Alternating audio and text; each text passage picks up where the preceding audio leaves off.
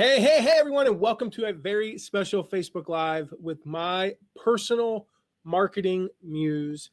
Shortly, we will have the man who seemingly every day, now he doesn't get to hear me say all this nice stuff about him because he's running just a couple minutes behind. Every day, he inspires me to do better with our marketing. He, through his podcast, through his social media, through his course, through his workshop, which I will tell you is coming up again soon. More on that shortly. And honestly, like just the way he lives his life is inspiring to me. I will tell you that I have gotten just as much from him on the marketing side of things as I have on the personal side of things. No one, and I mean literally no one, has had more of an influence on my business than this man. And I'm excited to share his story and his wisdom with you today. So he'll be on shortly. And when he jumps on, I want you to give a big welcome. And by welcome, I mean like give him some love in the comments. One thing is you could just type in all caps. I just like to go on his Facebook Live sometimes, and I type nothing but ST and then a bunch of U's and an exclamation point or 7. So Stu. So give him a big Stu when he gets on. We'll give a big welcome to Stu McLaren. Now, before Stu jumps on, and hey, everyone, I see Phil. Hey, Phil, Anna, Tanya, Tarek. Hey, guys. Dave, what's up, Dave? Dave Gambrel. Dave, you're awesome, by the way. I like Dave. Now, before we get started, I want to make sure we don't forget to mention Stu's upcoming workshop. So we'll talk a little bit about this. We'll talk about what it is, but let me share how you can join it now. And Mark can drop that link in the chat there. It's mattmcwilliams.com/try. I don't know why I said .com there. I said it's so Midwestern all of a sudden. Oh, yeah, because I've lived in the Midwest for 8 years. mattmcwilliams.com/tribe workshop. Again, Mark will drop that in the chat. Save that link. Go ahead and open it for now. In fact, while we're waiting for Stu, go ahead. I think all you have to do is enter your email address. So go just real quick. If you want to save it, that's cool. If not, go actually sign up. You can save it for after we're done here today, but go get signed up for that workshop. It's coming up in 9 days. It's one of my favorite things out of the whole year. So also, if you have any questions for Stu, drop them in the chat. Drop them in the chat, and we will we'll ask Stu. If you have online marketing, membership sites, all that stuff. If you have a question, drop it in the chat for Stu. Hopefully he'll be on soon. Not sure if we're having like a tech issue or what. Mark and I, like you guys can see us, right? You're here. So hopefully he's just running a couple minutes behind. Actually, you know what it is? He's in Canada. Forgot Canada is 10 minutes behind. Canada is 10 minutes behind. He's on Canadian time. So also Canadian jokes are not only acceptable today, they are welcome today. We're going to lay Canada under the proverbial bus, or is it bus? I don't know. Do they call it a bus up there? I have no idea. So, hey. Also, I'm curious if you have a marketing muse, Stu. We'll get back to that in a second. Stu.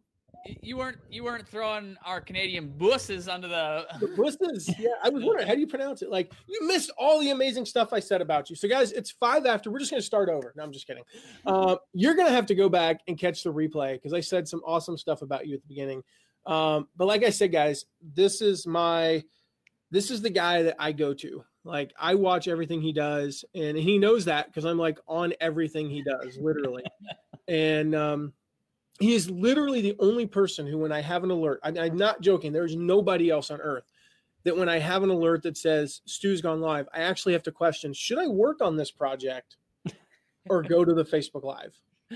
Like, he's actually hung up on me before to go listen to you, Stu. Yes, I have. So, well, welcome, bud. Thanks, man. Listen, I'm super grateful to be here. Sorry for being a little bit late. We got a new setup here, the computer, and that's why I was fiddling with it, and I couldn't get it dialed in, and so I apologize. Oh, no, you're 5 minutes early Canadian time. Yeah, exactly. Yeah. So I just blamed it on, blame Canada, right? Look at the stews. Thanks, gang. Appreciate you guys jumping on. Hey, they followed instructions. Yes. Nice. Way to go, team. Way to go. All right, so we gave him the link, right, Mark, for the Tribe Workshop? Awesome. Yep. So Stu, we're gonna talk about that workshop and one of your biggest passions in a moment. But first, I just want to acknowledge again, or actually for you, it'll be the first time, how much you've inspired me. For those of you who have watched our videos, who've followed our launches, and you've seen those videos, if you follow us here on Facebook, like I said, Stu is my muse. So he's the guy. I don't know if I ever even told you this, Stu, but I locked myself in a room last year when we were writing our launch videos. It was like about this time. I think it was actually yesterday was the second day. So a year ago yesterday was when I finished up. I locked myself in my son's room, and I had like the white noise going or the Baroque music or whatever I had playing. And I had nothing but my outlines and your videos. Oh, wow. And that was what, and I was just like, and so when I would get stuck, I'd be like, okay, what, it's like the WWSD, what would Stu do? And I'd have to go like watch one of your videos, and it would inspire me. And sometimes it was like, it inspired me to do something completely different than what you did, but it just got my juices flowing. So I'm curious, Stu, where do you learn from? Like, who are your muses? And everyone, if you have a marketing muse, seriously, drop it in the chat. I'm curious who you guys learn from as well. Yeah, for me, Matt, like I have been learning from so many incredible people for so many years. I've been doing this for a long time, like all the way back to 2003, 2004. And so for me, like there's so many incredible people I've learned from, from certainly some of my earlier mentors, people like John Childers, Alex Mondosian, Armin Morin, to people like, the old grumpy Dan Kennedy, and Jay Abraham, so many, classics. And then, fast forward to, people like Jeff Walker, who's, an incredible and dear friend. And I've learned so much from him, to people like, my friend and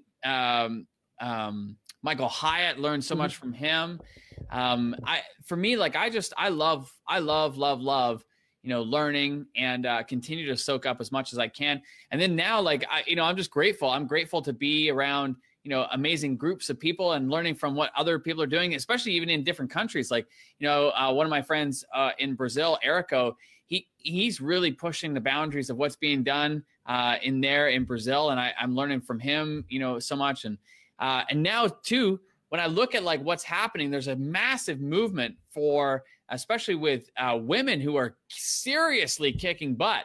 And so like, I am like just trying to hang on, and learn as much as I can, because I mean, I don't know. Like, one of the things I realized real quick is like women just have a much, in general, this is a general statement, but women have a much better ability to be able to cultivate community. They're just much more wired for it. And so for me, I learned so much from friends at like Jennifer Allwood, who is incredible at like, cultivating community. And there's so many women that I, soak up from. So bottom line is I'm always learning, and what has got me here, won't necessarily get me to where I want to go. So I'm always constantly soaking up as much wisdom as I can from as many people as I can.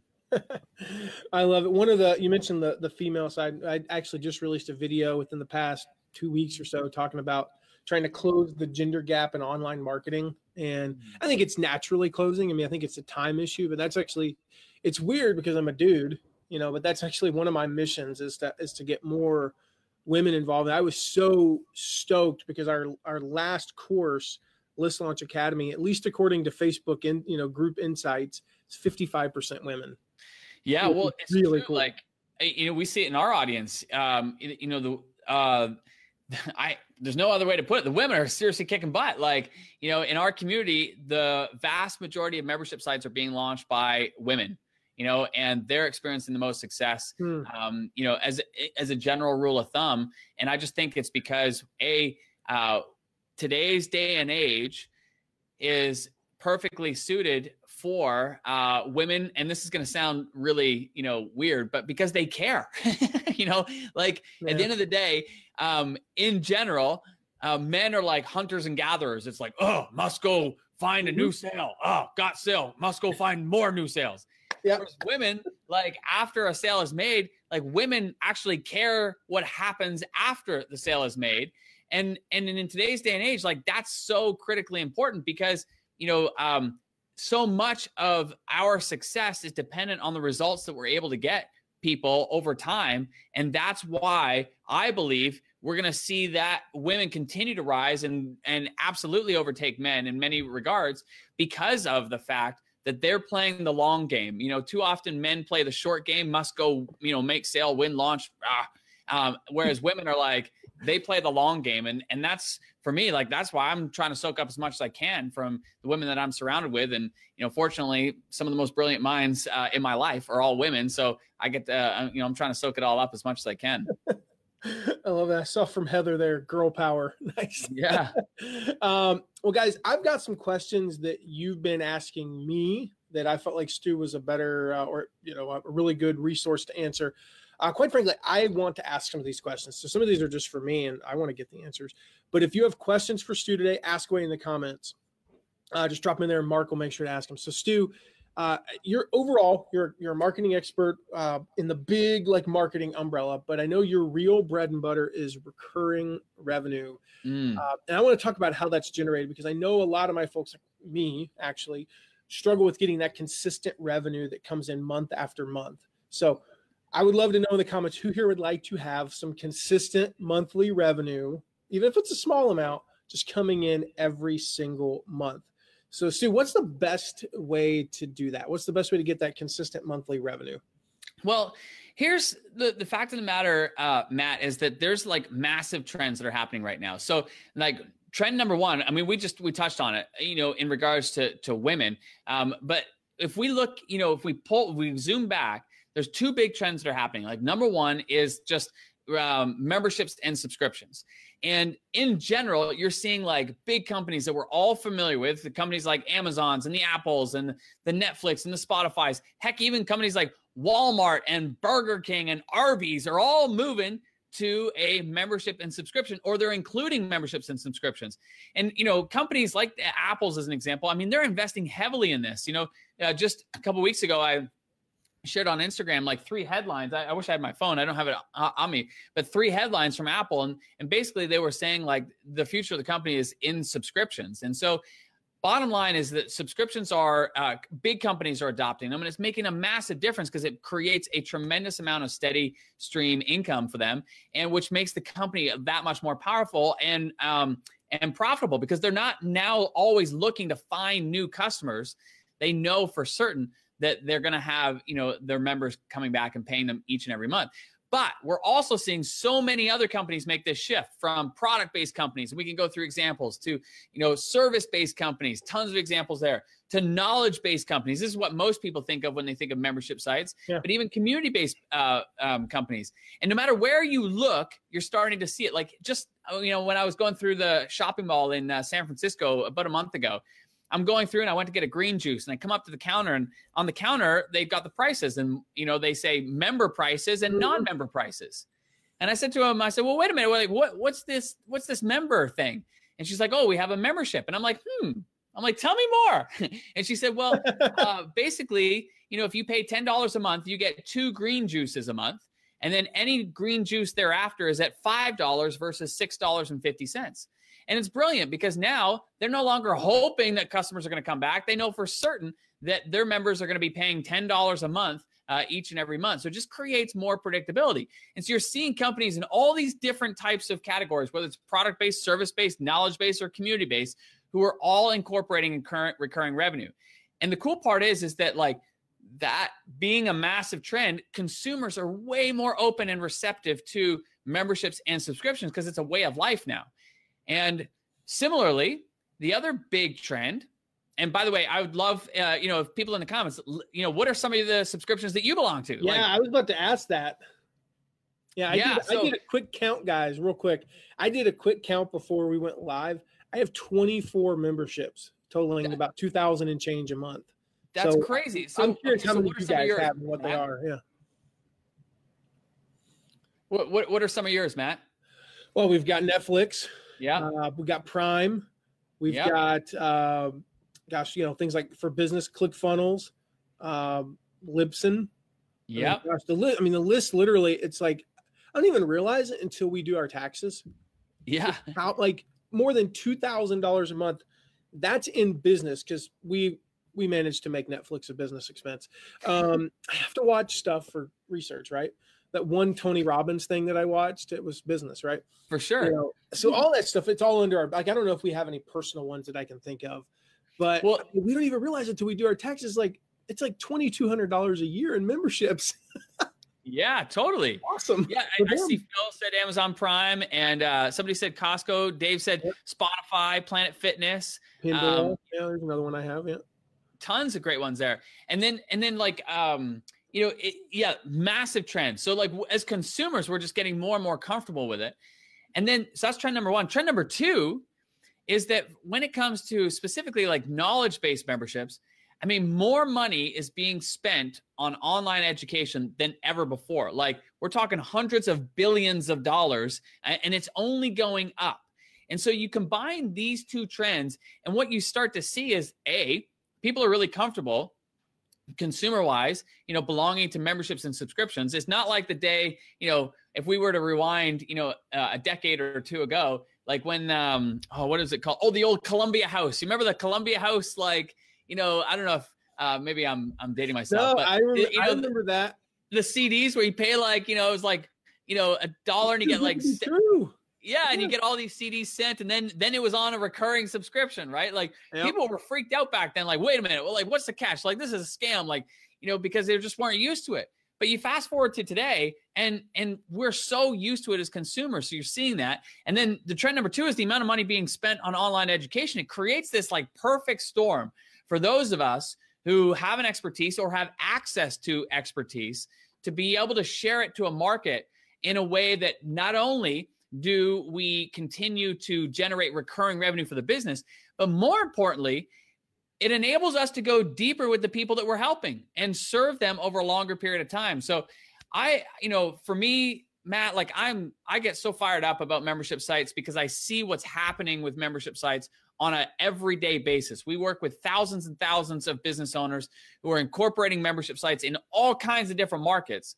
And there's never been a more exciting time than right now when it comes to memberships and subscriptions. Oh, agreed. I think it's just part of, you don't have to explain to people what it is anymore. Everybody's so used to it. So I had all these awesome questions that I'm not even going to get to ask you today because we have like some amazing questions from the community. So Mark, I'm going to let you pop in some of those questions that I've been seeing go through. Do I have a big shine here? I'm sensitive to my shine. If anyone would have a shiny head, I was going to say, Stu. Yeah, you don't have to worry at all. You're good. Hey, so we got a couple questions here. Let me see. Let's go with this one first. Gwen asks, "Is Mark there? Or are we still here? Can you not hear me? Can you not hear Mark? I can hear him. Okay, well, you can't hear him. I can't hear him. Well, fine then. All right, well then I'll ask. Then you can ask. I'll ask this question. So it's from Gwen, and it's very similar to a question I wanted to ask because I wonder if anybody, drop it in the comments, if you guys feel like you're on a content hamster wheel. That's what I like to refer to it as. So Gwen asks, what do you recommend is the minimum amount of value to give monthly for a subscription, weekly, monthly, how many lives, stuff like that? And the question that I would ask that kind of ties into that is, what do you say to those folks that feel like they're on this content hamster wheel? It's just like it never ends. Yeah. So Gwen, great question. So couple things that I want to speak to there. Like, first and foremost, this is really going to come down to your content strategy. So your content strategy is an important piece to the overall membership. And one of the fascinating things about it is that naturally, as content creators, we're wired to think the more content we create, the more value we create. But in a membership site, it's actually the opposite. Like, as I said, I've been working with membership site owners for over 10 plus years, literally working with tens of thousands of people in all kinds of different markets. And what I can tell you is the number one reason, no matter what market, the number one reason that people cancel is not because they weren't getting value. It's not because the content wasn't good. It's because of overwhelm. Yep. And so what this tells us is that more content does not mean more value. Here's the right downer. The value does not come from the volume of content. The value comes from the speed of which people are able to implement the content. So it's not about volume, it's about implementation. And so when you take that in, what that translates into, Gwen, is that you and I, we don't need to provide a ton of stuff. And that's actually a huge relief. And so it's not about like tons of content. It's about scaling it back. Less is better. And part of that means that when we are designing our content strategy, I recommend never having more than an hour's worth of content per week. If you get beyond an hour of content per week, you're going to lose people, because there's not only the time to consume it, but there's the time to implement it. And so if you exceed that, what's going to happen is that people are going to be like, oh gosh, I don't have time, this week. And so now an hour turns into 2 hours next week, and then 2 turns into 3 the following week, and so forth. And people get behind. And as soon as they get behind, that seed of overwhelm is planted, and they're like, you know what? I can't keep up this month.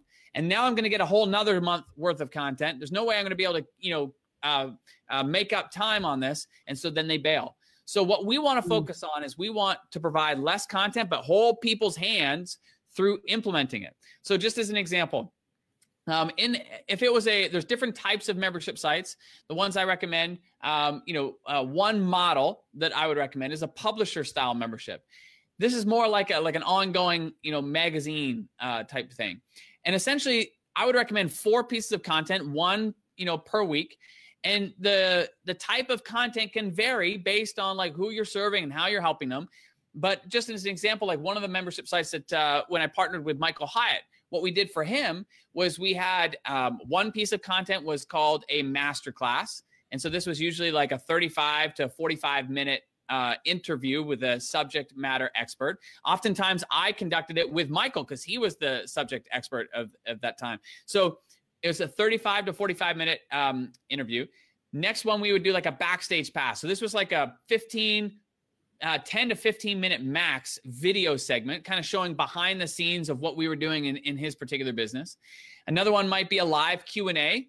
So that'd be an hour. And then the fourth piece might be, we did like a PlatU how-to. So it was like a how-to article, and it was text, and it would be about 1,500 words. But you can see there, none of those things exceed that hour time frame. And even the Q&A, which would, it would get close to an hour for sure.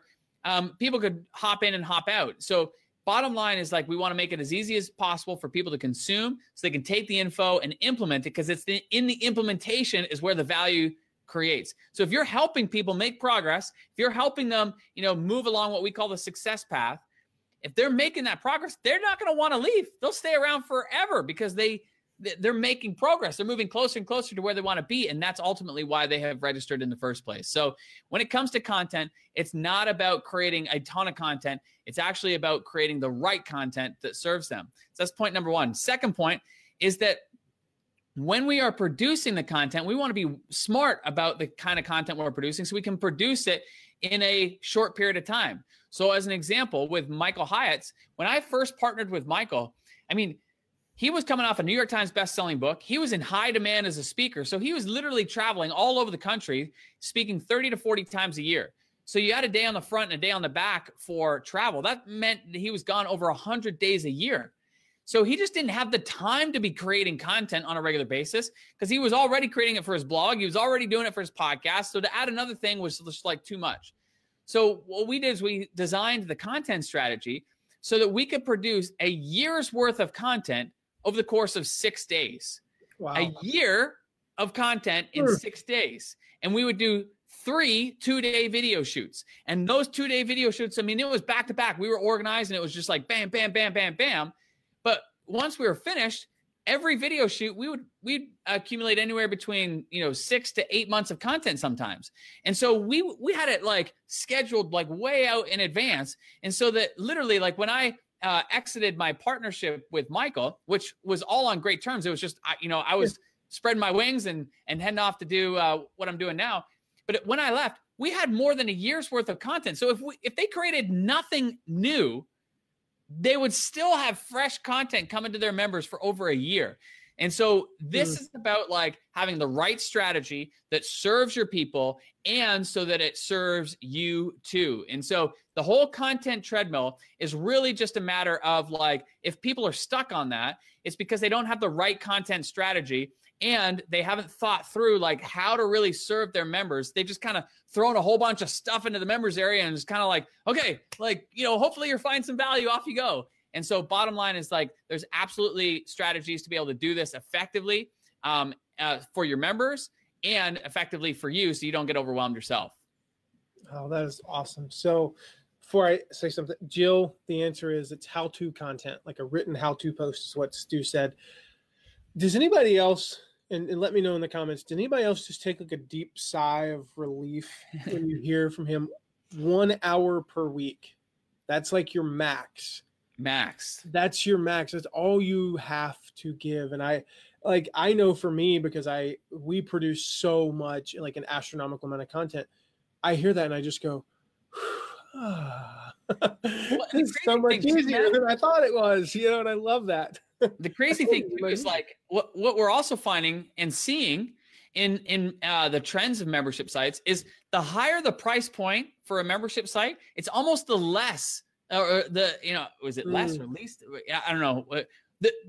You don't have to do as much is what I'm saying, because it's more about like supporting people and holding their hand in the implementation. So the higher the price point, it's less about teaching oftentimes, more about just supporting people in actually implementing what they are, what they're learning. And that's where the real big breakthroughs come from with your members. Oh, I love that. So Phil asks, what are good price ranges for memberships, and how do you relate that to how much content you wanted to deliver? You actually kind of just answered that. To how much content you want to deliver for that money. Yeah, well, price ranges, they vary dramatically. And there's an important distinction that I want everybody to make here that really impacts price ranges. When you're thinking about your membership site, you want to think about, is this going to be a front-end product or a back-end product? And what I mean by that is there's no right or wrong answer. You can absolutely do both. But let me give you an example. So a front-end product might be for somebody who may not have, a course yet, or they may not, this may be their first product, or they have one-off products and they're looking to add recurring revenue to their business. That might become the front end. A back end might be like if you are delivering a course, as an example. And so after somebody goes through a course, inevitably you're going to have people, if you've done a great job at the end of that course, they're going to say something to the effect of like, well, wait a minute, like what happens now? Is the community going to close down? Like, wait, what about support? Or like, are we still going to get support? Like once the course finishes, like there's almost like this, this panic, because people now know like, well, now they're kind of on their own. Like they have to be their own accountability to implement and get results. And what people want is they want that ongoing accountability. And so this is where a membership site serves a tremendous purpose on the back end of a course. So front end or back end. Now, front end generally is going to be a lower price point, because the purpose for the business is it's a great way to generate recurring revenue, but it's also a great way to build a group, a list of high quality people for if you have a back end products. But then similarly, as a back-end product, it is a way to continue and go deeper with your best customers and clients. And so knowing that, front ends generally are a lower price point. And I've seen as low as, I've seen as low as $3 a month, but most are generally going to be in the neighborhood of $20 to $30 a month, maybe $20 to $50 a month. That's a sweet spot right there. And then the back-end membership sites, this is generally where it's going to be a higher price point. Generally, low end would be $100 a month, but I've seen upwards of like $400 or $500 a month. And so, that's a very general, ballpark.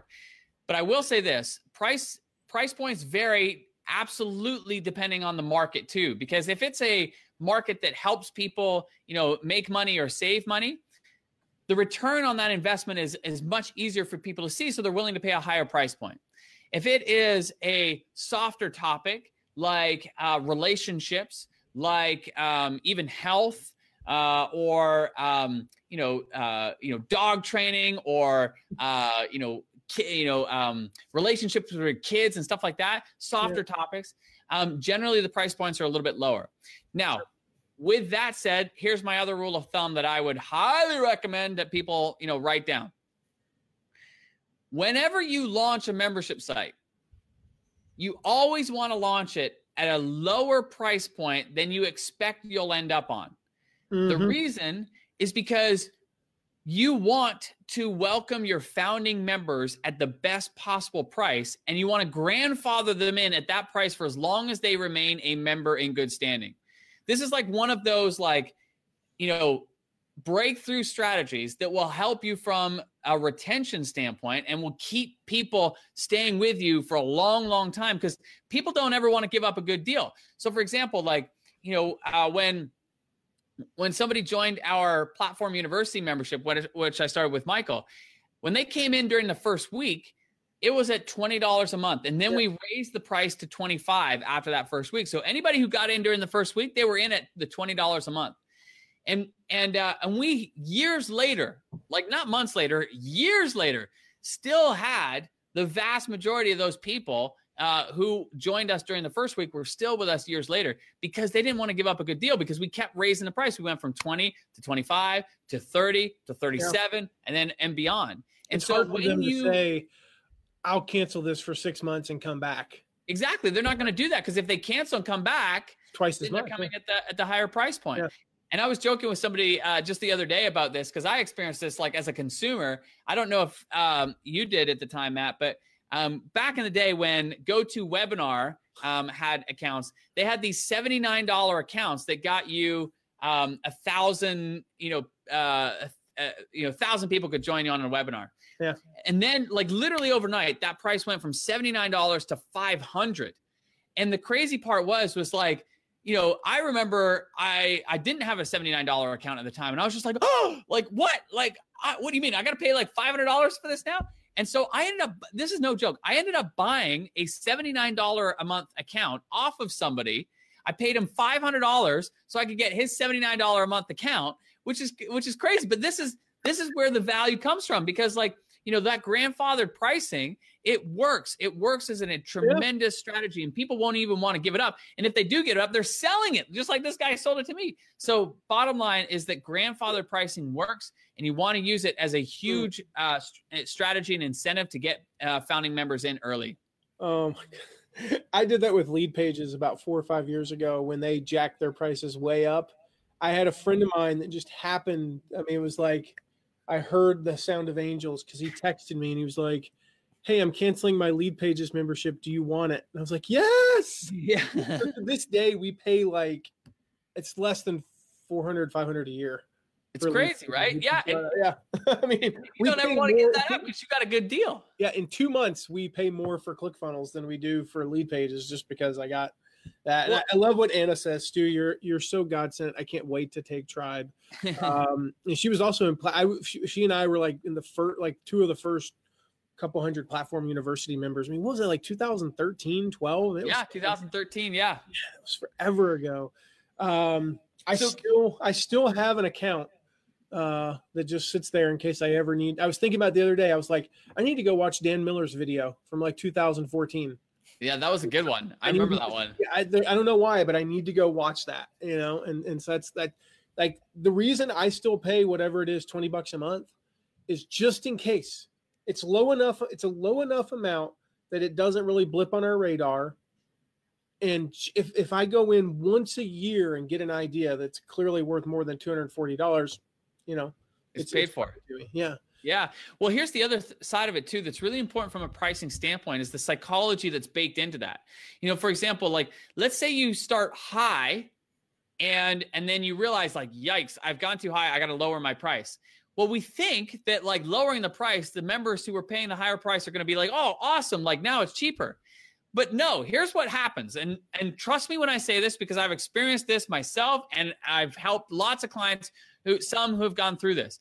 When you go from a high price and you lower it, people aren't happy. They're actually ticked off. They're like, what? You mean that I've been overpaying all these months? Yep. I want a refund for all those months that I've been overpaying. And you're like, no, wait. Like, I'm giving you a good deal here. They're like, no, I've been getting a bad deal right from the get-go. Like, pony up.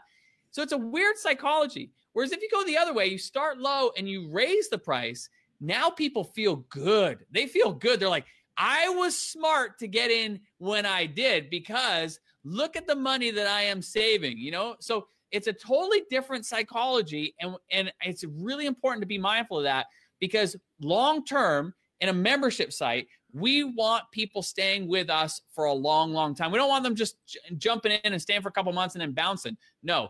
And in Tribe, like our Tribers, they see their members staying for not just a few months, but years. And this is really, really important. This whole grandfathered pricing strategy is an important piece to that puzzle. So Stu, I have a few more questions for you, and then we're going to do something we've never done before. We're going to do a lightning round with you at the end. So okay. we're going to break out something new on Stu, because that's what you do. You're Canadian, so we'll break out something new. If you guys have any last questions, drop them. This is last call. Drop them in the chat. I just want to bust a few myths here, and that you just touched on this, so it's perfect timing. Memberships aren't profitable because people don't stay in memberships for more than a few months. True or false? Absolutely false. That is just basically a bad retention strategy. If somebody's only staying for a few months, there's a couple key things happening. Number one, you either are not delivering value so that people, that's the reason they're bouncing. So that really comes down to your content strategy. Or number two, you haven't cultivated community either. And so, that's a big part of your retention strategy. But bottom line is that, like, when you've got a great retention strategy, people don't stay for months, they stay for years. And so we see that time and time and time again. I mean, heck, Matt, you even said you've been part of Platform University now for years, since it began 2013. So that's 6 years ago, for crying out loud. Like, this is a perfect example. Like, when it's done right, people don't stay for months, they stay for years. So to me, when I hear that comment, it's really coming from somebody who is just maybe not informed of what's possible with membership sites when it's done the right way. Just saw a great question come in from Phil. I'll have to ask you in a minute. It's so hard to focus with him on here, because we have a few guys that are just really good with making me laugh in the middle of somebody talking. I'm getting a little distracted because I see Mark. Mark, what team is that you're wearing? I can't see your name's blocking the. Probably Sounders. Oh, yeah. See, as a Toronto FC fan, like that, this is really awkward. I thought there was some. Remind me of the game the other day, Stu. Yeah. Just saying. Here we go. Oh boy. Oh man. So, all right. Another thing people I know are thinking. But I don't have a huge audience. So if you're thinking that, just let me know in the comments. Like, if you're thinking I don't have a huge audience, before I ask you, what do you say to them, guys? Just quick reminder: the Tribe Workshop, Stu's once a year, not twice a year, not 3 times a year, not whatever. It's like once a year. In fact, it seems to be like every 13 months even. Tribe Workshop coming up in 9 days. Go to mattmcwilliams.com/Tribe Workshop. Mark will drop that link in the comments. Save that link, and as soon as we're done, enter your email, get registered for that, because you guys do not want to miss it. I've already signed up. I've got it on my calendar, guys. I have it on my calendar to take the time to consume the content, to take notes, and I'm pumped about it. So what do you say to those people say, I don't have the audience yet to do a membership site? Listen, I used to say, you're right to be concerned about not having the audience. I used to say that, okay? But here's the thing. After working with thousands of people who are launching membership sites, it's our tribe who have opened my eyes to what's possible. As an example, like, I used to think you needed, at least an audience of about 5,000 people to be able to, successfully launch a membership site. But now, that's just not true. Like, it's not true whatsoever. Wendy Batten is a great example. She didn't have tens of thousands. She didn't have thousands. She only had a few hundred. She helps paint store retailers. Like, these are bricks and mortar stores that sell paint. That's her market. And so she had 460 people, roughly 460 people in her audience. When she launched her membership site, she welcomed 59 of them, essentially generating $2,800 a month in month number 1 of recurring revenue. She now has a few hundred people, but bottom line is, like, that was tremendous momentum, and the conversions were through the roof. Or there's a story of, like, Marianne Kane. She didn't have tens of thousands or thousands. She had 250 in her audience. And when she launched, she welcomed 52 of them. And hers is a kettlebell workout membership for women. Or there's the story of Anna Saucier. Like, Anna's story is awesome because she was at our Tribe Live event last year. And she was so inspired, like, hearing all of the stories of the real people. Like, these are real people. you know, and they were sharing like how they didn't have, you know, these big audiences and how they just got it going. And she didn't have a big audience either. 326 people. And she's in the, she helps fertility practitioners. So like people who are helping women get pregnant. And so not a massive audience, 326 people. But her goal, after hearing all the stories, she was just so inspired. She's just like, you know what? I'm going for it.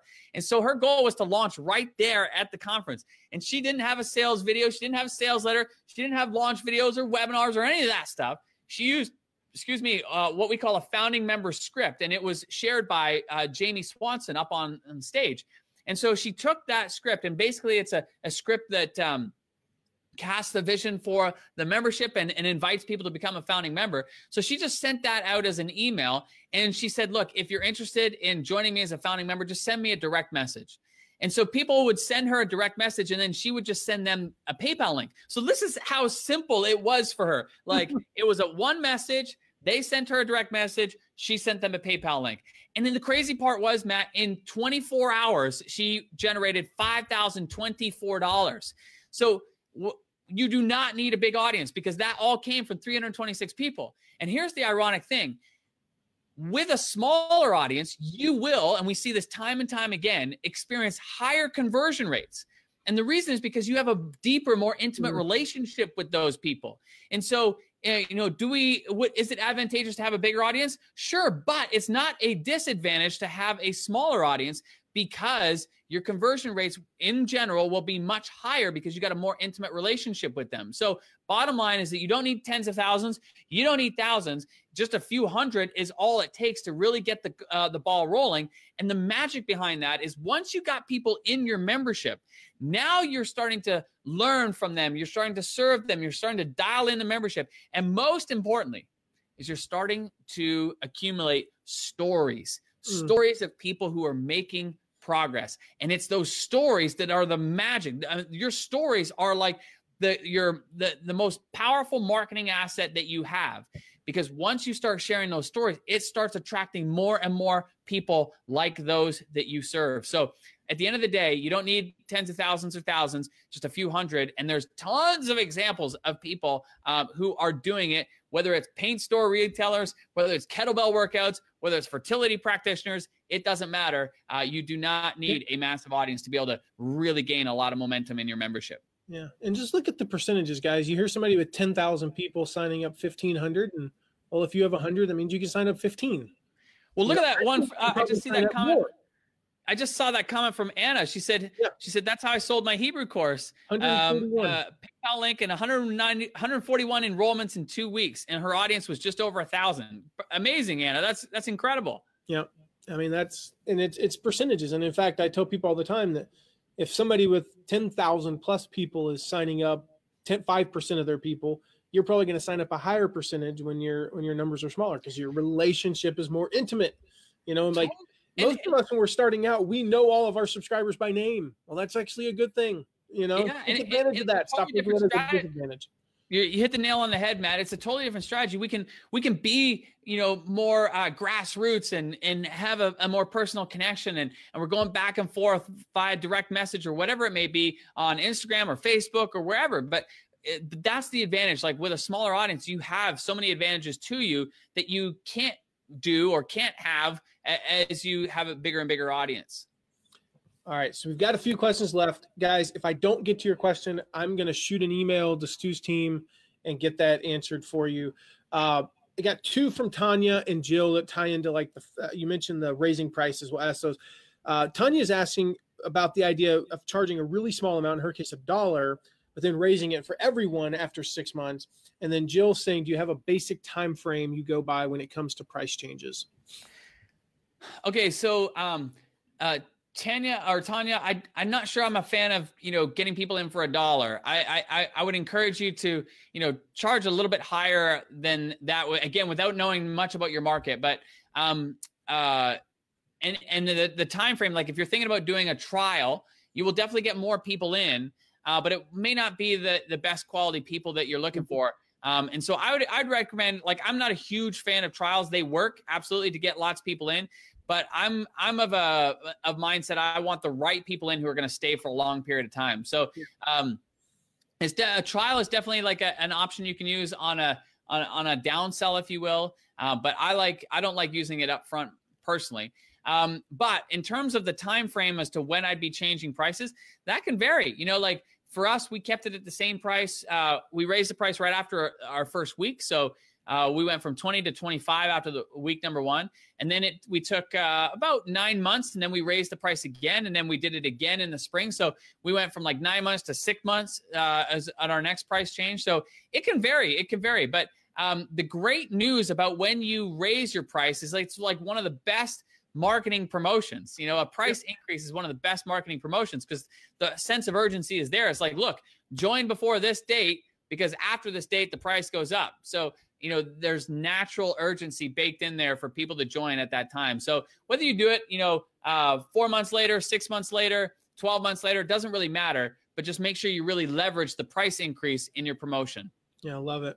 All right. So it is lightning round time. And if I had prepared for this better, we would have music and a timer. We have neither because we just came up with this idea about 2 minutes before we went live. All right. So platform for doing the live Q&A. What do you recommend? For a live Q&A, I like keeping it super simple. Like we use Facebook Lives, you know? So best thing you can do though is just get some questions ahead of time. So get your members submitting questions ahead of time. And because that always helps. And then, you know, one of the things that we're actually going to be experimenting with is people voting questions up and down. So we can get the questions that people most want to hear the answers to voted up. But bottom line, just keep it real simple. I like Facebook Lives. Awesome. Courses open year round or limited time? Oh, that one's an easy one for me. Yeah. You know, whether it's courses, whether it's membership sites, I love closing them because it gives people a reason to buy now. In fact, if I had my phone, I'd show you. I have literally hundreds and hundreds of ads saved on Instagram of products that I would like, oh, yes, I want to buy that. That looks amazing. But I've only ever bought one. And the reason I bought that one was because it had a deadline. Yep. Everybody else, all the other products are great. And it was the kiss of death because for them as entrepreneurs, because I said, ooh, this looks good. I will save this for later. That's the worst. And you never want to save things for later. And when you're open all year round, there's no sense of urgency or no reason for people to buy. They will save it for later and they never come back. So I like shifting my focus. When I'm in promotion mode, I'm all in. Yep. And when I'm in service mode, I'm all in on that. It's very hard to do both simultaneously. Love it. So Kurt, that answers your question. Why does Stu only open Tribe once a year? There is your answer. Anna asks, is the script, the founder script you were talking about, is that available in Tribe? Yeah, absolutely. It's part of like, you know, what we teach and it's part of like getting the membership site launched. It's part of the beta launch. And yeah, so we absolutely have, you know, in Tribe specifically, there's all kinds of scripts. And the way that we do it is like we provide we have a tool inside of Tribe where you literally answer questions. And as you're answering the questions, it's filling in the script for you on the fly. So there's all kinds of goodness. But yes, that's absolutely inside of there. Phil wants to know, do you like the movie Strange Brew? Oh boy. Next question. I don't get it. So Facebook or Instagram? What's that? Did I miss it? Facebook or Instagram? Oh, both. Both? Listen, they're different channels. Yeah. You know, like you know, Facebook is great and we use Facebook and leverage Facebook a lot. Instagram is great for a different purpose. It's a different experience. You know, like I would encourage, what I love about Instagram are the Instagram stories. You know, it's amazing the regular viewership and the relationship you build with your audience through stories. So we use both. Okay. This is a softball question now. It maybe wasn't a year ago. What platform do you recommend for a membership site? Well, obviously I'm I'm massively biased on this one. We have our own membership platform coming down the pipeline called membership.io. And, but here's the thing, you know, am I, you know, solely anchored on this? No, I want you to find the best solution that's available for you right now. There are other great solutions that will serve you until membership.io is ready to go for you. But like, there's a whole bunch of great platforms. What you really got to decide is whether you want to self-host it yourself and manage it yourself on like a WordPress platform, or whether you want a hosted platform, which basically, handles all of the, hosting elements for you. Those are two different experiences for you as a business owner. And that's really where you want your mindset to be, is like, do I want to host it myself and it'll be a cheaper solution? Or do I want to pay a premium and have somebody else handle all of the hosting elements? But check out membership.io and get on the waiting list right now, right? Yes, that's right. Okay. Yep. Get on that, guys. All right. You're Canadian, so hockey or soccer? Wow. Listen, I grew up playing competitive soccer, so I'm a huge soccer fan. I mean, so as an athlete, my choice would be soccer, but as a Canadian, my choice would absolutely be hockey. Oh, okay. Yeah, I mean, we don't really have much to cheer about when it comes to Canadian soccer. So, but in hockey, we rule the world. So. We haven't had anything to cheer about ever. In soccer. Okay, softballing, Adidas or Nike? We don't even need to go there. Adidas all the way. Like, there's no need to even have that conversation, Matt. Next question. Except for socks. Puma makes the superior socks. I don't know what it is. All right, last one. Bacon or Canadian bacon? Oh, both are good. Both are really good. Here's a little Canadian tip. Both are good with a little maple syrup on top. I know. It's so bad for you, though. It ruins the goodness of bacon, though. No. Protein and fat and then sugar. It's like a whole lot of goodness all combined into one. Yes, it is tasty. So we're going with both. But depending upon your mood, that one vacillates, huh? Yes, exactly. Awesome. Well, Stu, thank you so much. This was I learned a few things about you. I didn't realize you were as big of a hockey fan as you are. I do. And I thought the bacon question would be kind of an easy one. But I took notes. I've got 2.5, 3/4 pages of notes here just from this. I told you guys I was going to get as much out of it as you did. So I'm excited about that. Stu, thank you so much, bud. Yeah, buddy, listen, thank you. And I'd encourage everybody to come join us for the free workshop. To give you some insights, like it's 3 parts. The first part, we're going to walk you through an assessment to help you evaluate your market to know whether it's a good market for a membership site. It's an awesome workshop. Second part of the workshop is where we're going to dive deep into the content. So I know there was a bunch of questions coming through about content and how to structure that. Well, what we're going to talk about in the second part of that workshop is the number one thing, no matter what type of membership site you have, the number one thing from a content perspective you absolutely need. If you've got this, you will draw people in naturally. And this one element, it drives your content, your marketing, and your retention. We'll talk about that in the second part of the workshop. Third part of the workshop, we're going to pull back the curtain and we're going to show you the 5 key areas of a successful membership site. You're going to get downloadables. You're going to get a mind map that outlines all of those areas. It's an incredible workshop, and we're available to answer questions all throughout. So come join us. What was your link, Matt? It was MacMcWilliams.com/tribe workshop. Mark dropped it in the chat, guys. You definitely want. I will be there, so you'll see me in the seriously, if you have other questions, ask Stu, starting next Thursday, because I've seen him. He responds to questions, and his team does, and I'll be in there. I'll probably be asking questions and participating. So yeah. And this goes back to the comment earlier, why we only do it once a year is because when we're in. We are all in. So you'll see us active, and you'll see me active in there. I'm answering questions. We got Facebook Lives all scheduled to be able to help you go through the material and to help answer questions as you go through it. So come join us. It's amazing. It's fun, and it's free. Our favorite price. Yes. All right, guys. Well, go check out the workshop, mattmcwilliams.com/tribe workshop.